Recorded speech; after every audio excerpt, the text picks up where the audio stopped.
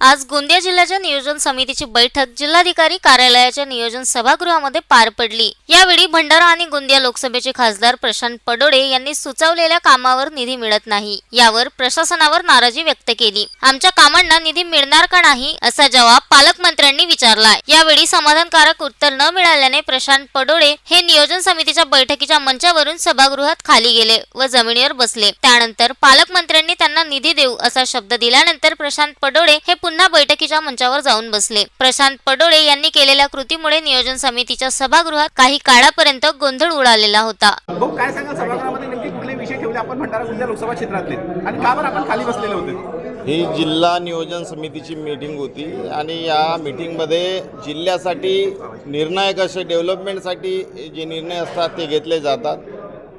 आम्ही सुचवलेल्या कामाला निधी अजूनपर्यंत 2 वर्षापासून दिलेला नव्हता। त्याकरता फक्त पालकमंत्री साहेबाचा, मंत्री महोदयांचा शब्द पाहिजे होता आणि त्यांनी शब्द दिला की यावेळेस आम्ही सुचवलेल्या म्हणजे विरोधी पक्षाच्या खासदारांनी सुचवलेल्या कामाला ते मान्यता देतील असा त्यांनी शब्द दिला। कुठले असे कामं होते त्या ठिकाणी? सगळेच डेव्हलपमेंटचे कामं, भंडारा जिल्ह्यात गोंदिया जिल्ह्याच्या डेव्हलपमेंटचे सगळे कामं। काय कारण होतं?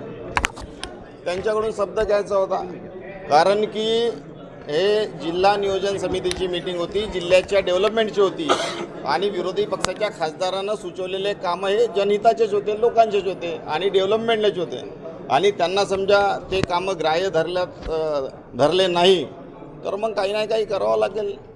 Sunil Kawade, the sting operation news, Gondia. The sting operation news, सत्याचे दुसरे नाव, अन्यायावर लेखणीचा घाव।